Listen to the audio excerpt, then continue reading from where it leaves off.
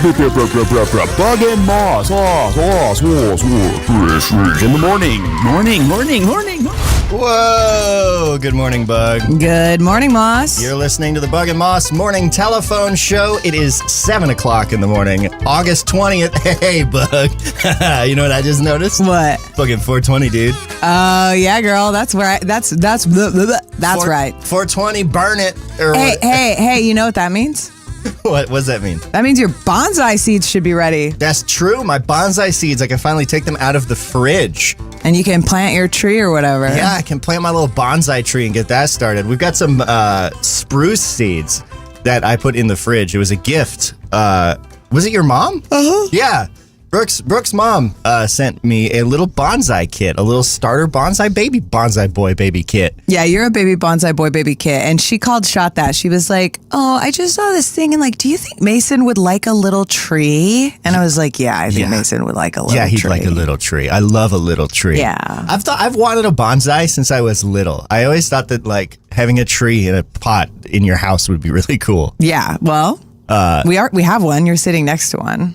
That's true. Well, yeah, but I mean, you know what I mean? Like a tree. Yeah. We have a ficus. Our other tree's a ficus. And that's not, you don't walk through the woods and see a ficus. You know what I mean? Yeah. It's not the same thing as seeing a little version of a spruce tree, which is cool and weird and a little more out there. I don't know. Wow. So, I just typed ficus and I spelled it right. it's 5 words or 5 letters. Okay. Well, fine. Okay, I'm sorry, Bug. Yeah, that was mean. Congratulations. They didn't seem right as I was typing it. How many ways can you think of to spell ficus? I mean, the one I thought of was right, and that's the one I used. It just, it feels like a lot of stress to be putting on that C. Yeah, you're right. And also, I just realized that my rap name would be Ficus, but it would be F-Y-K-U-Z. It'd be yeah, Ficus is cute. Yeah, that would be a great rap name. Mm-hmm. Well, I guess you're going to have to get started on that career. I guess so. This is a telephone show, which means it's a show that you watch on your telephone. However, we do also happen to feature lots of voicemails. We get some new voicemails that I'm sure we will get to today. I left a couple of notes over the weekend of things that I wanted to talk about on the show. Some of them are a little bit nerdier, but then this morning I had a thought that I wanted to just bring up to you, Bug. Okay. So this is a pretty, I don't know how many legs this will have. Actually, okay, 2 thoughts. First one.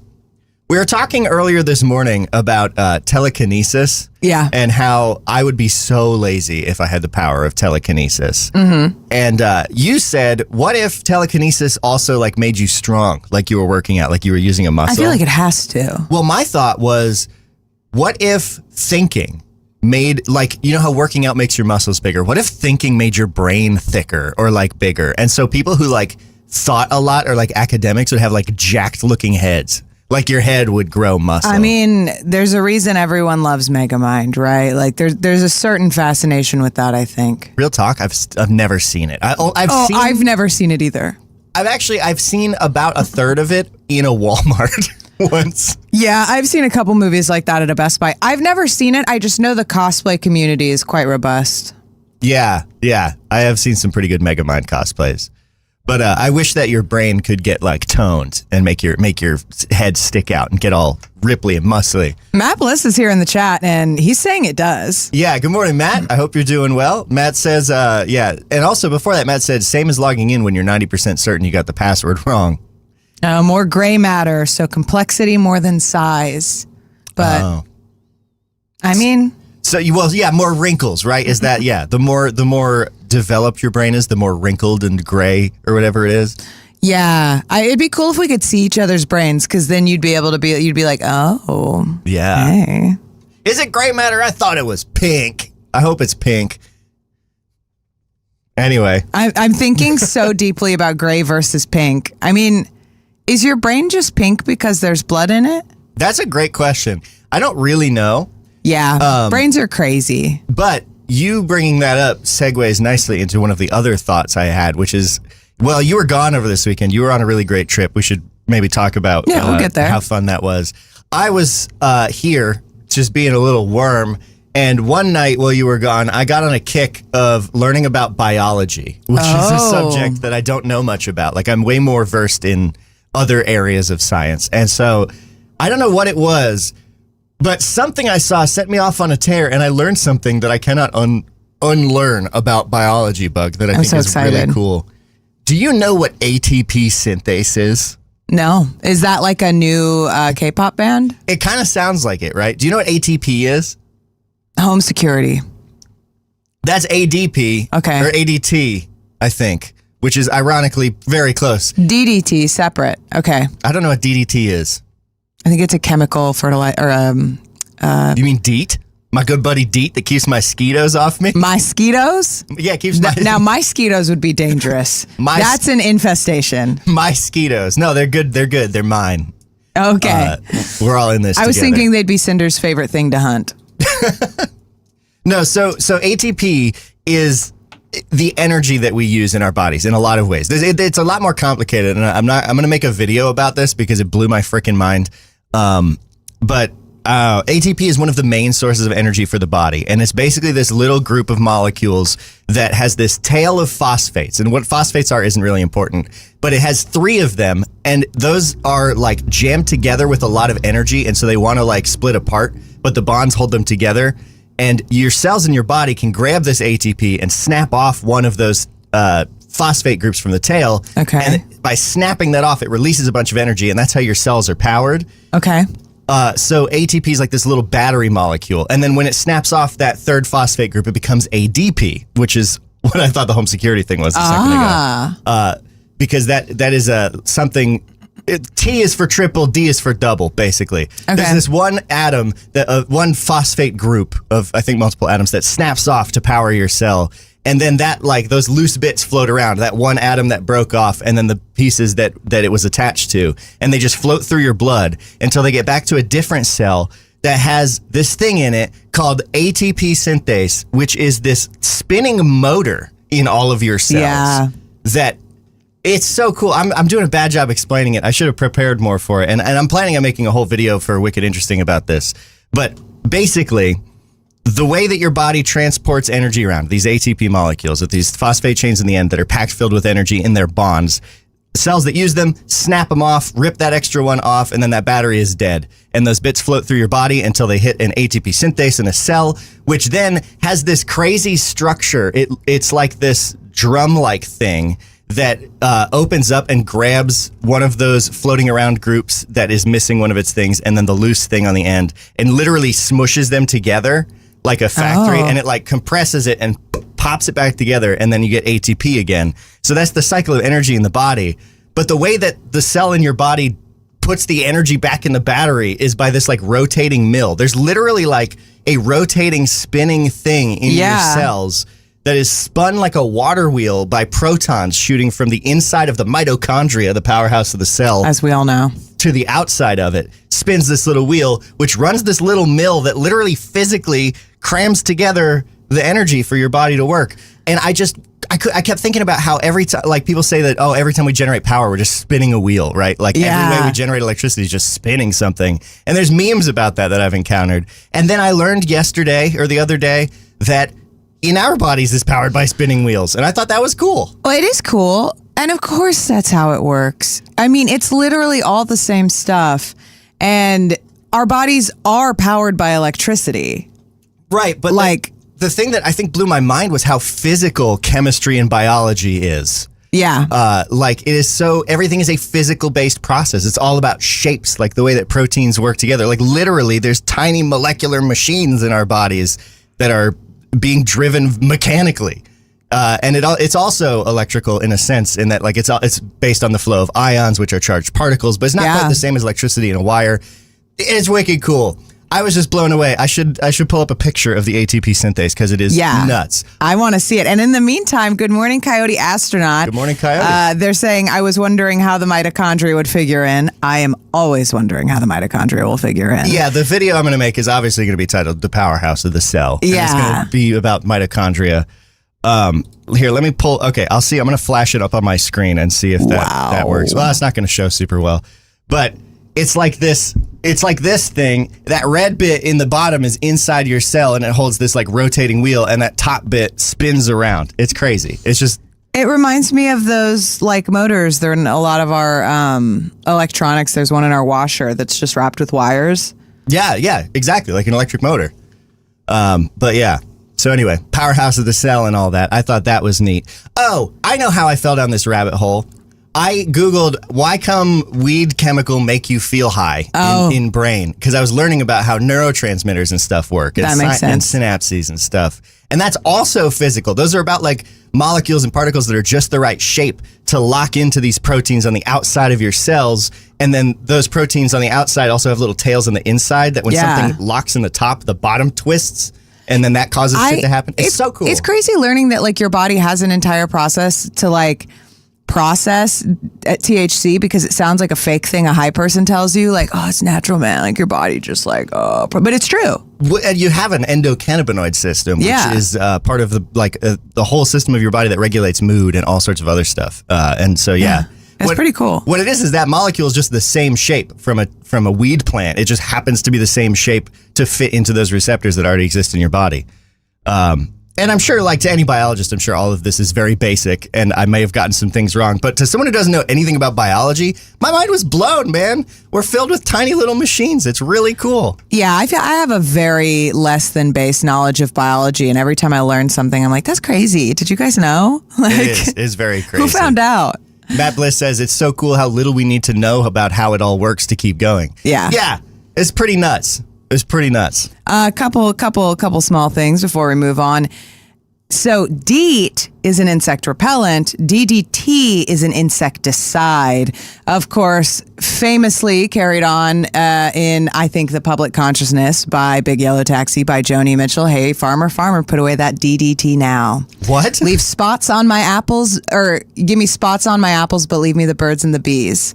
It was a very popular chemical compound to deal with malaria, but there are some big drawbacks to using it. Okay, so wait, that's the lyrics to that song? Yeah. I don't know what I know it is. every word to that song. I love Big Yellow Taxi. I worked in a grocery store for a while, like 5 years, and that was one of the songs that was in heavy rotation in the background, because it's like a good shopping song, but I never understood the lyrics, and I've never heard it not from speakers 20 feet above my head. Was it the Joni Mitchell version, or was it the cover that annoys me? It was a guy's voice. Yeah, no, the Joni Mitchell version is better. Yeah, I couldn't understand what he was saying. I thought that he said, "Pave Paradise, put up a fucking lie." And I was like, this song is going way too hard for this grocery store. I mean, it does go. I mean, it's like a protest song. It goes pretty hard. I didn't know that was Joni Mitchell that did Big Yellow Taxi. Anyway, well, what's DEET then? If we were talking a minute ago about that. So DEET is also a chemical compound, also has, some controversy around it, but it is an insect repellent, which is different than an insecticide. I really loved the way you said controversy. Controversy. It's got some controversy around it. I was on a great bachelorette trip this weekend to celebrate one of my very good friends, Jess, friend of the show, listener of the show. And maybe that's over now, because Jess says ADHD, which is crazy. And we were bullying her all weekend for ADHD? it. ADHD. It's just the ADHD. The ADHD. I thought Jess was in the chat for a second. I was like, what? Pop in, defend yourself.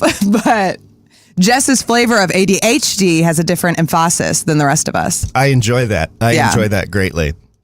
So, Bug, I have a question. Mm-hmm. On our Patreon, we have a tier for studio naming rights. Yeah. Which is that at the start of the show, we will say, from the blank studio, it's the Bug and Mouse Morning Telephone Show. And you get a daily ad read. But we don't have a name for the studio when we don't have a sponsor. So it occurred to me that we should come up with a name for our studio, and then we should start saying that in the intro before we have a studio sponsor. Yeah, it's a good idea. And my thought, I was trying to think of something Bug-like from the Million Little Legs studio. Yeah. Or from the Skitter and Squonk studio. I mean, all of these things are good. I like Skidner studio. I like a bug type thing from under your favorite rock, like that kind of vibe. Oh. I like that a lot. We could switch it up each day. Yeah. And do from under your favorite rock.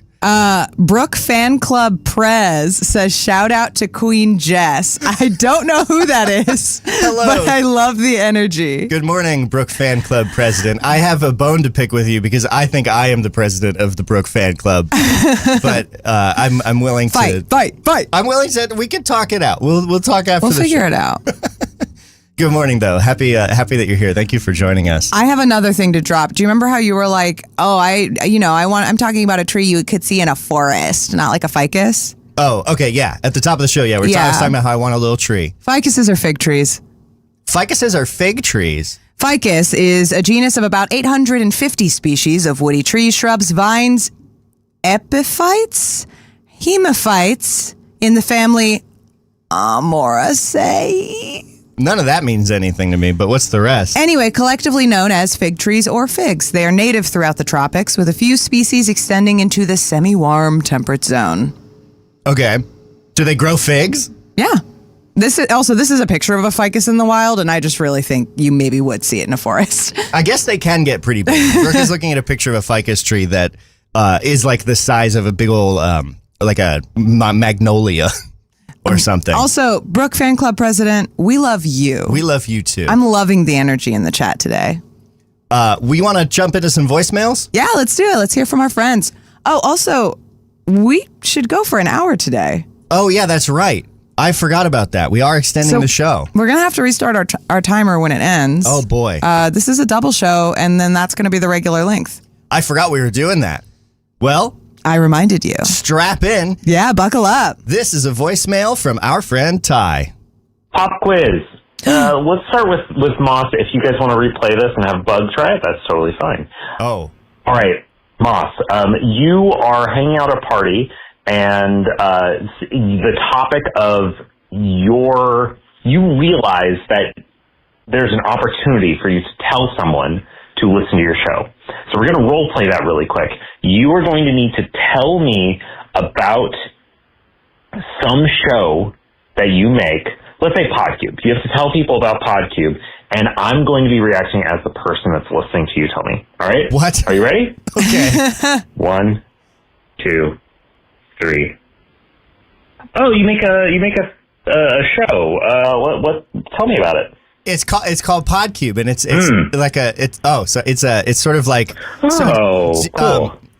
Do you listen to like Reply All or like do you listen fiction actually, not like Reply All, like yeah, I like that type of thing. Yeah, okay, so like comedy, like something funny. Yeah, so it's a sketch show, and each time. Let me back up a little bit. It's it is let me grab a drink. I'll be right back. Give me like 10 seconds. Sure, yeah.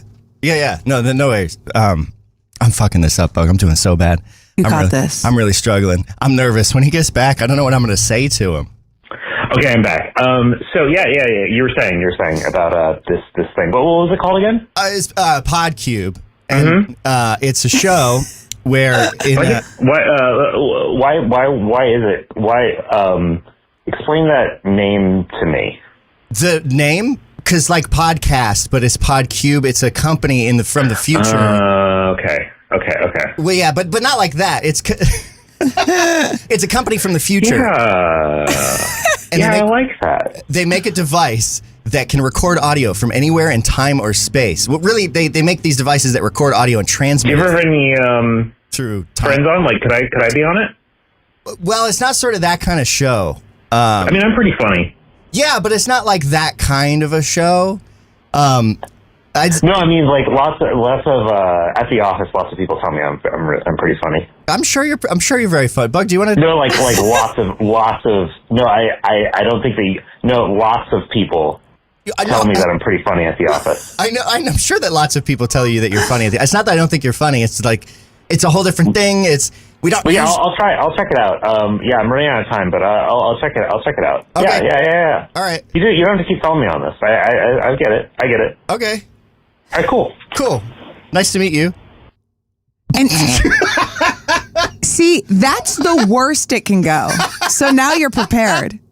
That was abysmal, and I'm glad that Ty's timing. That was very fun. That was awesome. That was great. That was my favorite thing ever. It's particularly funny because like I just kept forgetting that Ty wasn't actually going to keep responding. Yeah. And that's what we call improv. It is. Also, great idea for a Podcube as a sideline is like a boss in the company trying to optimize. And so they're doing meetings, but they're just leaving voicemails like that. and then everyone is like responding to them. The boss tries to save time. Yeah. Everyone's been telling me that all my meetings could be emails. So I figured, what about this? You guys meet and I'll send you a voicemail with my responses in real time. Yeah, that's a great one. I think that would be very good. You should, and you guys could do it where one of you does just, if you can't make a recording, like sends in something like that, and the rest of you react. If you happen to not know about Podcube and you are listening to this show, you should check it out. It's a sketch comedy show that me and my friends Jordan Tucker and Habe create that is premised on this company from the future that makes devices that can record audio from anywhere in space or time or place. So every episode is a broadcast from somewhere out in the universe, and it's extremely funny.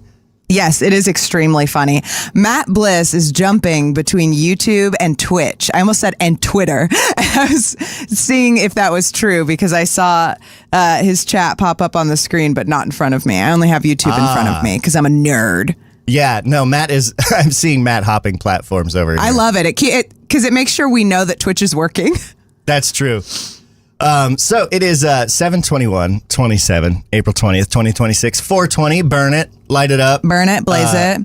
I wasn't anywhere, but if I was yesterday at a dispensary, it would have been interesting because I don't really partake in the devil's lettuce and never really know what I'm doing.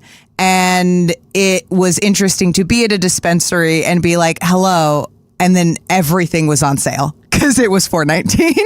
Oh, did they? Oh, of course they would have a sale. Everything was 20% off. That makes sense. Yeah, it was very funny. Very good. Very good vibes. Very cool vibes. So, Bug, how was your trip?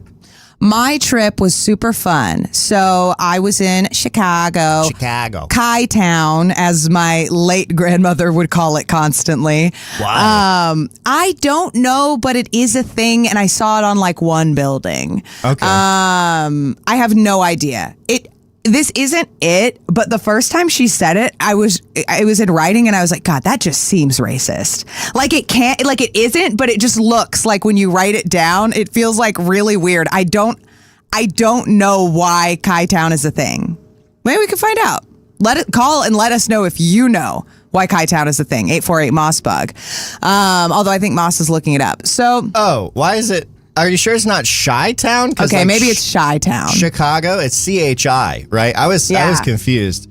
Chi-Town would be like where the tea comes from, presumably the chai tea. Yeah, but I don't think that I think that comes from India. Oh, I don't know.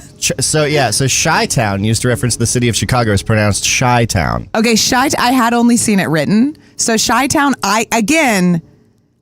it's not shorter to say Chi-Town than to say Chicago. This is also, I found this out from a Reddit thread that is, anyone else hate the term Chi-Town? Yeah, so okay. You're not alone. And someone under the top comment said it's Shiberia when it's cold enough for a coat. I mean... that's pretty funny. I will also say, when I was packing for this trip, it was like 80 degrees in Kentucky, and it was so hot in our apartment, and I was sweating, and I was in the group chat, and everyone was like, make sure you dress in layers, make sure you bring a coat. And I was like, oh man, really? And at the last minute, I borrowed one of Mason's coats, and thank God. Was it cold? So windy. I have that problem when I cannot think past the present moment when it comes to body comfort. Yes. So, like, if I'm packing for a trip to the Arctic and it's hot I'll here, be like, ugh. It takes every mental muscle in my extremely wrinkly brain. My gray, wrinkly brain. They call me walnut head. It's so wrinkly. I meant to say smooth. But, too smart. Can't let it go. One half smooth, one half wrinkle. Ask me a question and I might tinkle. If I'm going somewhere where the temperature is vastly different, I can't reconcile that. So I feel you. I would be like, what do you mean I have to pack a coat? It's so hot right now. Yeah, so we made it. Yeah, it was cold. And it did rain, although it was supposed to rain a lot more. It only rained once, and then it was like really sunny and lovely. It was just really, really, really windy. They call it the Windy City. There's a reason. It's crazy that there are two airports there. Hey, Chi-Town, Chicago, Girly Pop. It's crazy that there are two airports there. We know the weather is going to make it really hard for plane to fly. And it does. It makes it really hard for plane to fly. I have never been more stranded in an airport than in O'Hare. Really? Yeah, and it's really annoying because it is so close to being home that you're just like, I should just rent a fucking car. Because you're not grounded because there's like a hurricane. It's just windy, which again, make hard for plane to fly, but Right. can drive car. Although I was getting pushed all over the interstate yesterday. Yeah. So yeah, it was a really fun trip. We did karaoke, a blast, private room. Yeah, you did And- private room karaoke, which is cool. I feel like that's a thing that's cropped up more in modern times because I don't remember that being around as much when I was like in my bar hopping era. Well, karaoke comes from Japan. And Right, but I mean the establishments here offering like a private room. I karaoke. think just to say, private room karaoke, I think is like very normal for karaoke, but I love the way that Americans just like heard you sing the song instead, and we were like, bet we'll figure it out. Just like jacked it in and are like yelling it at just in the middle of any bar on a Wednesday night. Yeah, that's how I think of karaoke. I think of Yeah. like a bar environment, and it's a bit chaotic. This was my first time doing private room karaoke, and it was great. Although I will say I was surprised when the technology behind karaoke was type honky tonk badonkadonk karaoke into YouTube. Yeah, it was just you told me it was a TV screen in this special room with YouTube on it, and that was it. I think we were all a little bit shocked, but the trip was nonetheless a success. It was absolutely so fun to get to know everybody. And then in a month, you're going to get to meet all of them because we're going to be at the wedding. Yeah, which is going to be wicked fun. I'm very excited. I've never been to Chicago, the Windy City, the Medium Apple. It is definitely the medium apple. That's a great way to describe it. Is it? I think it's probably bigger than New York. I don't know for sure. And I don't know how we count. I feel like New Yorkers are going to be really annoying about whatever we say. So Chicago is massive. Yeah. Chicago is so big. I was just going to throw shade right away. I was going to be like, yeah, but everyone in New York is annoying, so they can suck the farts out of my shorts. Chicago and New York have. Just kidding.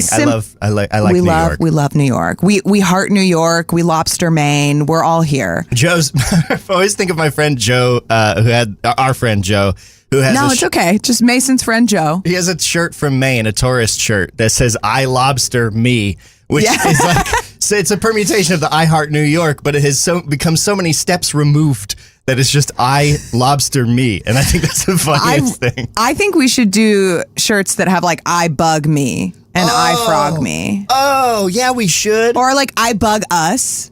Hey, I'm getting a marker. I'm gonna write that down on the desk. I bug me.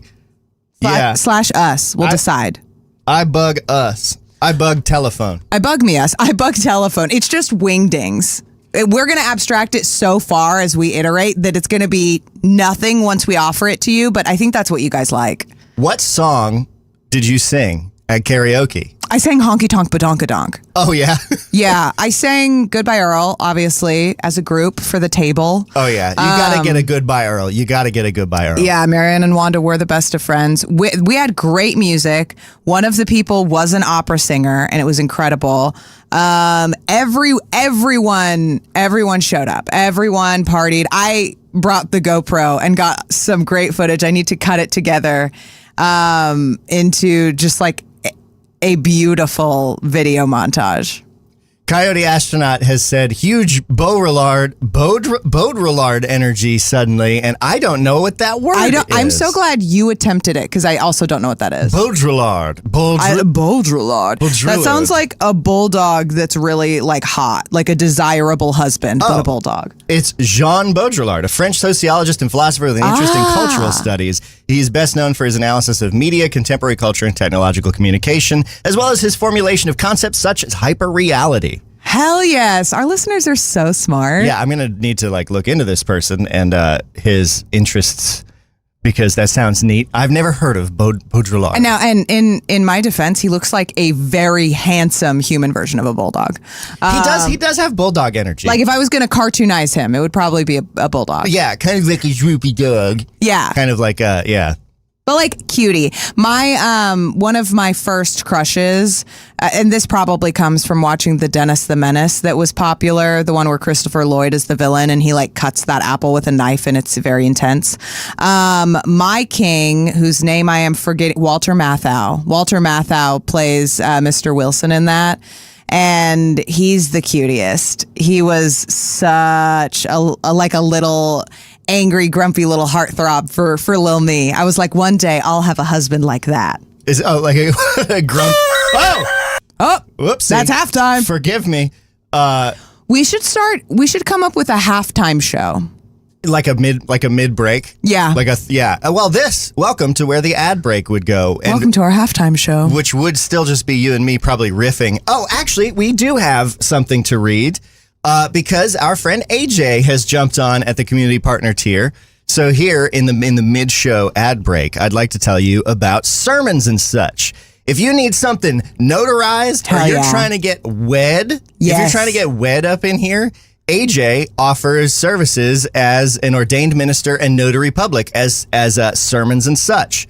If you want to email, you can email sermons_such@yahoo.com or call 561-541-5944. AJ, very funny, very cool. He will, I'm sure if you want him to do a sermon, he will write you something very good, very Yes. entertaining. Also, it's so iconic. I feel like it was a choice, and I am in love with the choice to have this at Yahoo. Yeah, AJ having a Yahoo email makes a lot of sense to me. I feel like I expect a minister to have a Yahoo email. I'm also ordained, and I think maybe I should make a Yahoo for that. I feel like Yahoo has come full circle of trust. It has, because only old people have it. So if someone has a Yahoo, you're like, oh, they must be like serious. No one's making new Yahoo emails. Oh, God, excuse me. God bless. This is a full call out to our friend Molly, who applied to work at a place where I was a manager. They're younger than me. They're like 3 years younger than me. And they just rolled in hot with their Yahoo email address. Hey, I just said something that was straight up very untrue. You can still make new Yahoo emails. Oh, I didn't think you didn't know you could. In my head, I thought they were defunct. Hasn't Yahoo gone bankrupt like 100 times? Okay, but then how would AJ have made one specifically for ministry? Because a lot of companies will like host old infrastructure. I assumed that much like some old multiplayer games, a company would have swooped in and like purchased the rights and begun hosting the back end. I guess something you would do. I don't know why. I guess I feel a little stupid now for thinking that Yahoo is completely defunct. But ever since they shut down Answers, they've been dead to me. Yeah, personally. shutting down Answers was pretty horrible. I need to go into one of the beautiful archives that the world has created because I was active on Yahoo Answers, and I need to find every scrap of information pertaining to like preteen me existing on the internet in that way. Also, Coyote Astronaut says, symbols getting divorced from original meaning. I got a degree in English and all I got was the ability to talk about theory before 8 a.m. Coyote, Mason would love to chat. Yeah, no, that sounds awesome. Symbols getting divorced from original meaning. I have a pet interest in folklore and the way that, and also just folk culture and how things unfold that way when in the hands of people and many-to-many communications. So I feel you. I'm excited to learn more about Baudrillard.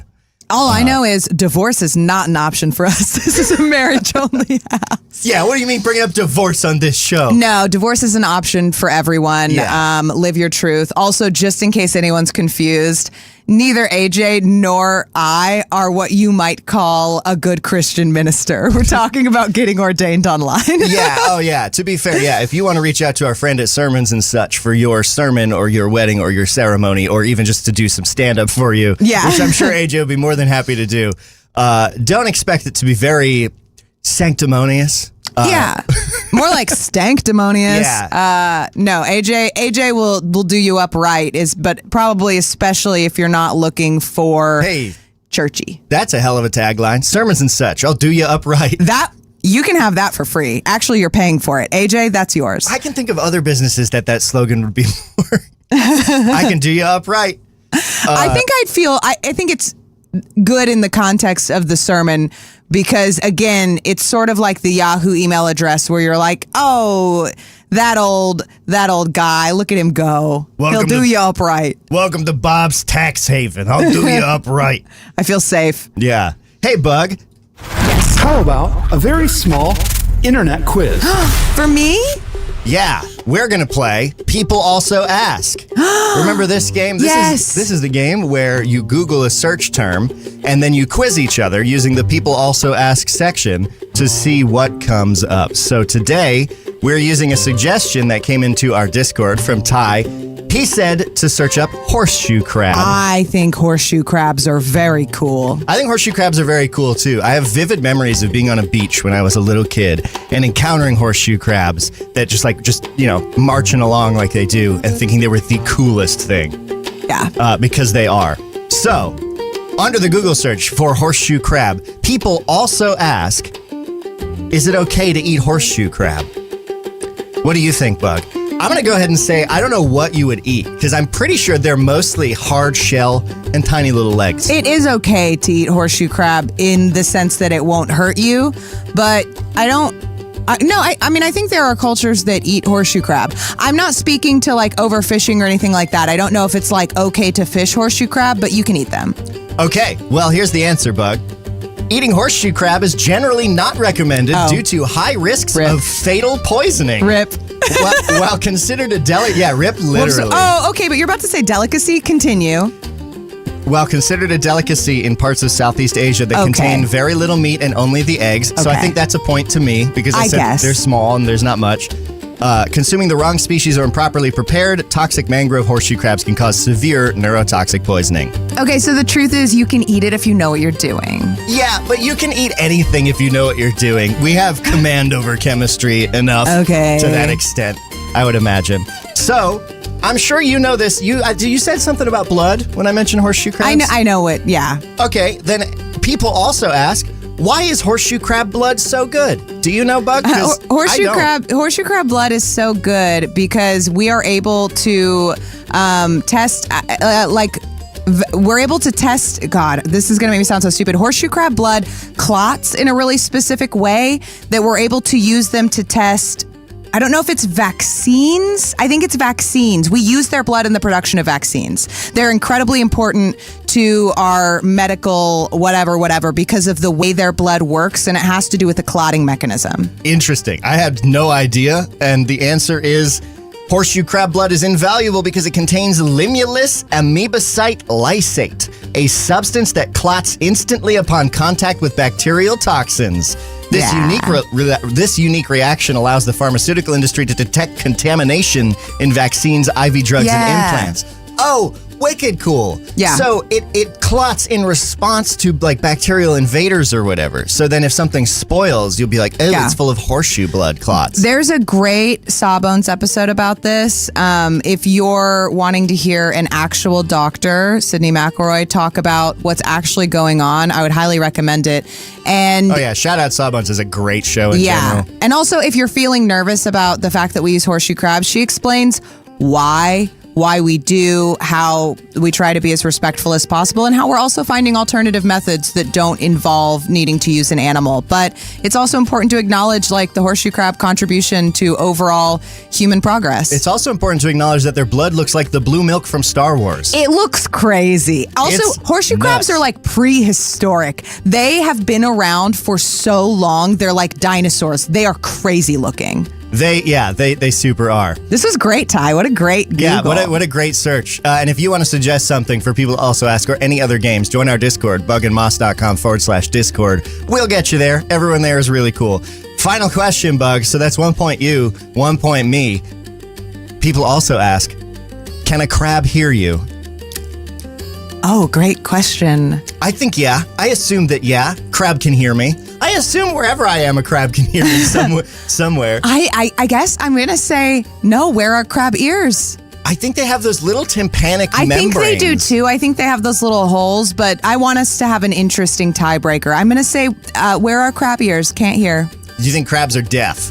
That's not exactly what I said, but go on. Do you know that thing about how evolution is trying to push everything towards crabs? Carcinification or some? I may have gotten that word wrong. Have you heard that, Bug? Well, I mean, don't they like kind of live forever and are better than all of us? I think it depends. I know that lobsters do, but basically like a lot of crabs have evolved convergently, as in like different species that were not crab-like became more crab-like because it's like an ideal form. I agree and would be happy to be crabbier. The answer is yes, crabs can hear you. Okay. Though not through ears like humans, they detect low to mid-frequency sounds and vibrations through thousands of tiny sensory hairs, setae, on their bodies and a specialized internal organ called a statocyst. These vibrations allow them to sense their environment, detect predators, and even respond to sounds. So I would only get the point on the technicality that I said yes, because I thought they had little drums. They don't. They got hearing hairs. Yeah, to be fair, I did say they don't have ears. And also, I don't want to be a dick, but like, is that hearing?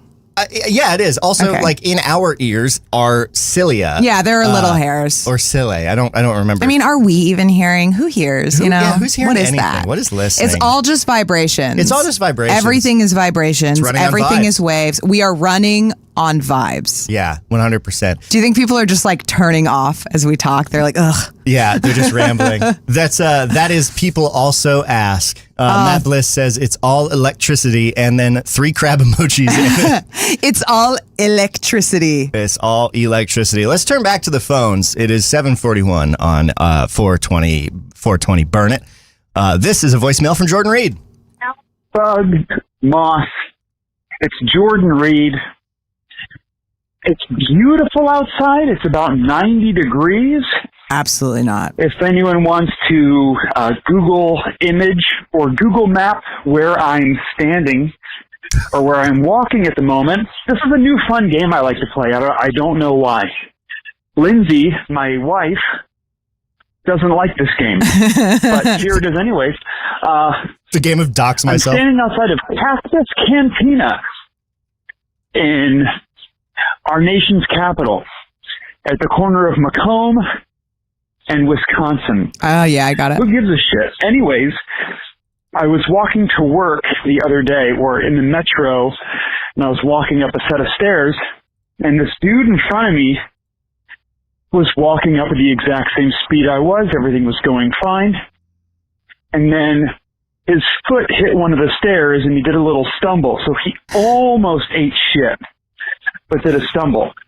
And then immediately following the stumble, his gut reaction, which a lot of people do, was to like slightly increase his pace, like he was doing like a little jog up the stairs, like a little, Yeah. like he was, hustling. He was in a hurry.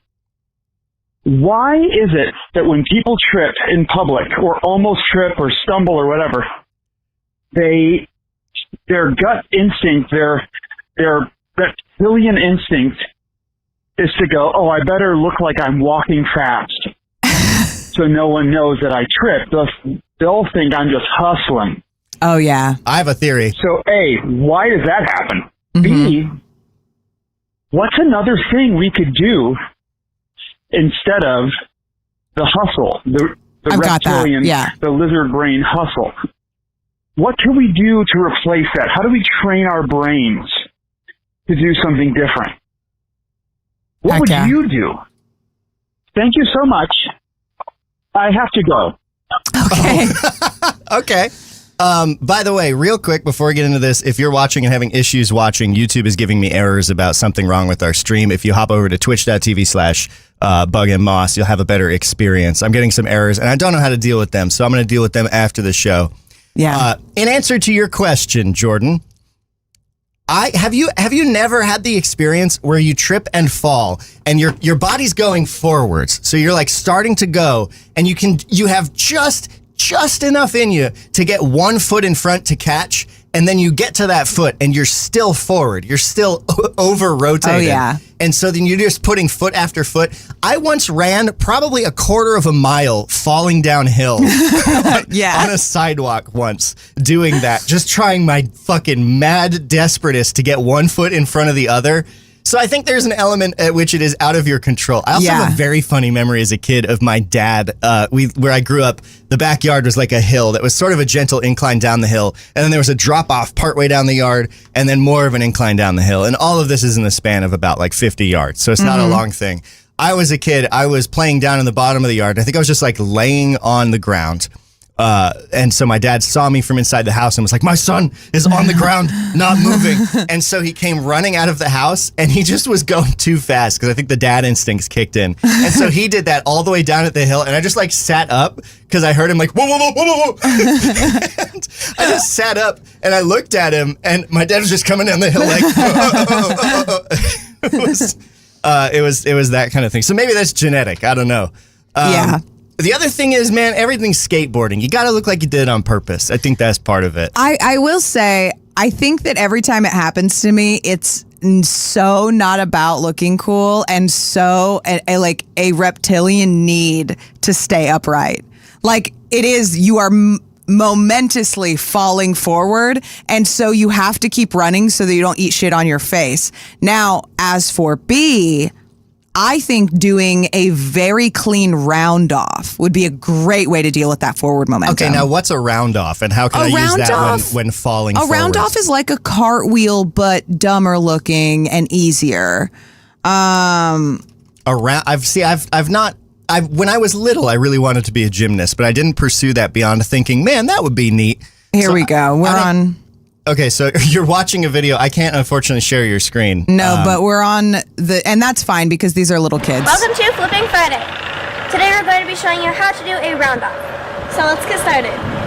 Yes, this is exactly the age that I was living for a round off. They make it look really cool because they're like actually athletes. Oh, okay. So I have seen a round off. It is just it's a cartwheel, but you just do it. It's like half a cartwheel. Yeah, it's a half cartwheel. Yeah. I think that, and these are very clean. They are sticking the landing. I would recommend you look up some round off technique and practice that so that instead of kind of running, you could like make it cooler. Yeah. I think we should be putting on a show. Matt Bliss says we should all recover whatever way we want and then yell loudly, I just almost fell over. I think that's true.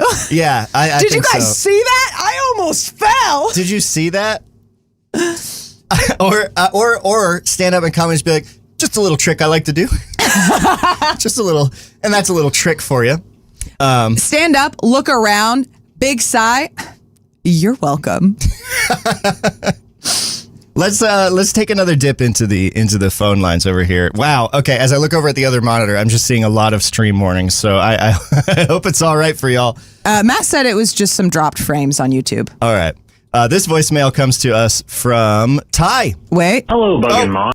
Waiting. Another Matt? Oh yeah, okay. On the subject of falling, Matt says, point at one person intensely and say, "Don't do that." No, that's really funny. Also, Matt, don't worry. It's okay if we see one of your chats and pause. It's because you're funny. Yeah. So those are some options for you if you find yourself in the position of falling in a public place and you want to sort of save some face. This is a voicemail from our good friend Ty, who we heard from before. I'm just going in order. Hello, Bug and Moss. I was just reading up about the recent leak of the Avatar: The Last Airbender movie. If you haven't heard about it, don't worry about it. That's not what I'm calling about. But it made me start thinking about Avatar as Zodiac, fiction as Zodiac. I trying to remember. I don't remember where I first heard about this idea, but the idea that like there are certain types of fiction that set up a world where, or maybe it wasn't Zodiac, maybe it's personality test. I don't remember. Okay. Same thing. Yeah, but same they set thing. up a world where part of the fun is imagining where you would fit in this world and thinking about not just like what you would want, but like how you would fit into this thing. And so the classic example would be the wizard books. How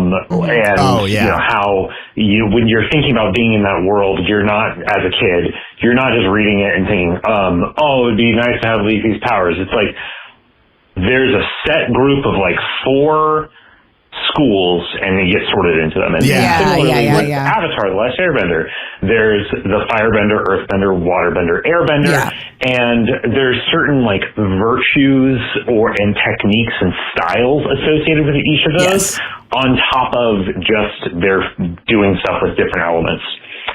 And so my question for you guys is, what are your favorite examples of personality test fiction?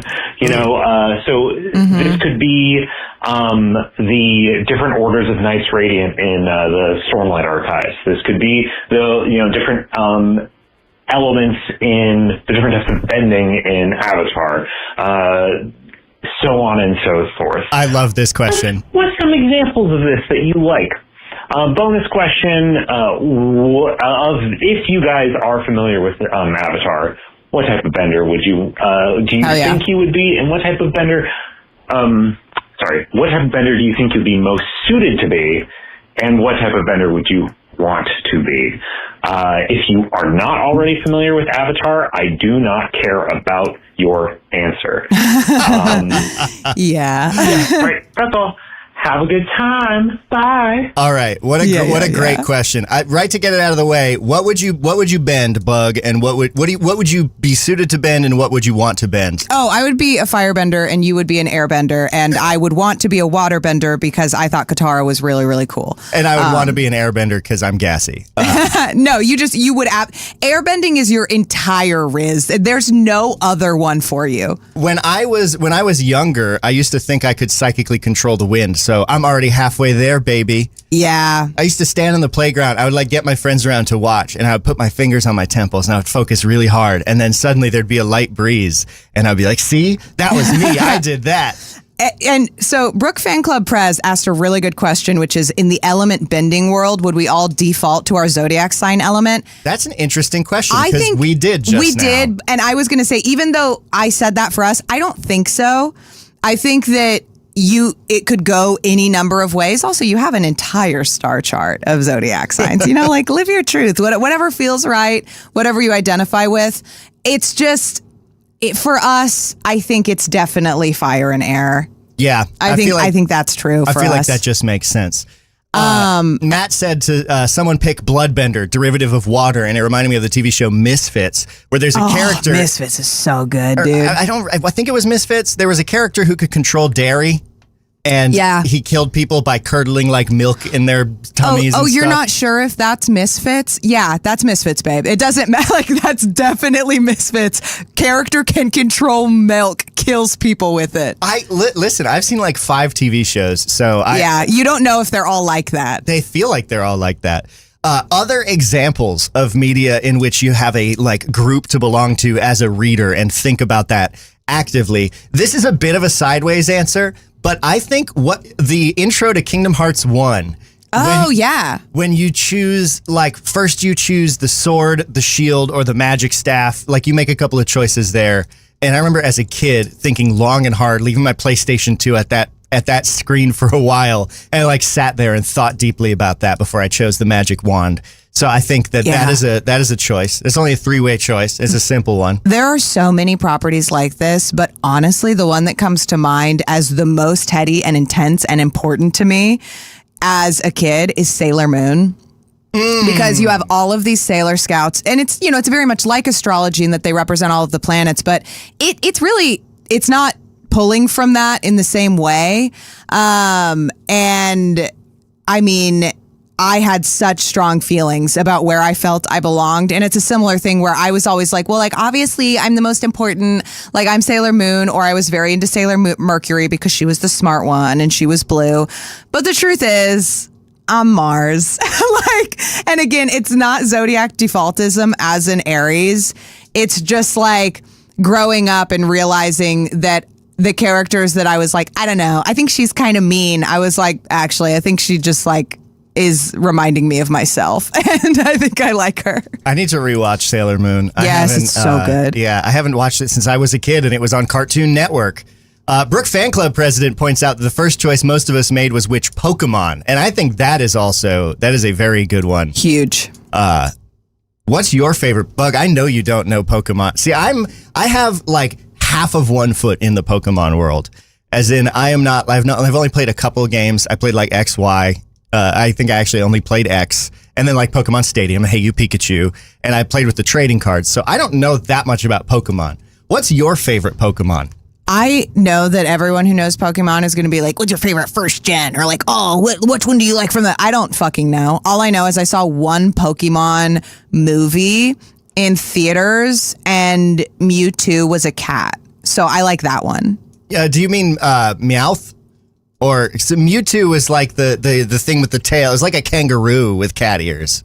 Okay, so it's like a cat. Yeah, okay, yeah, I so like that is one. the one. I just want to make sure it was the one you were thinking of. Meowth is honestly such a vibe. He's stinky. I remember him. I like all the cat ones. I like Meowth too. My favorite Pokemon is Driftballoon, which is just like a balloon, because I found him in my Pokemon game and I was like, oh, that's one I've not known before. And then I was like, you're my little buddy because you're like a balloon. And I read the description and it was like, Driftballoon likes to float around children, and then when they grab the string, it will just fly away with them. And I was like, hey, Pokemon, that's pretty fucked up.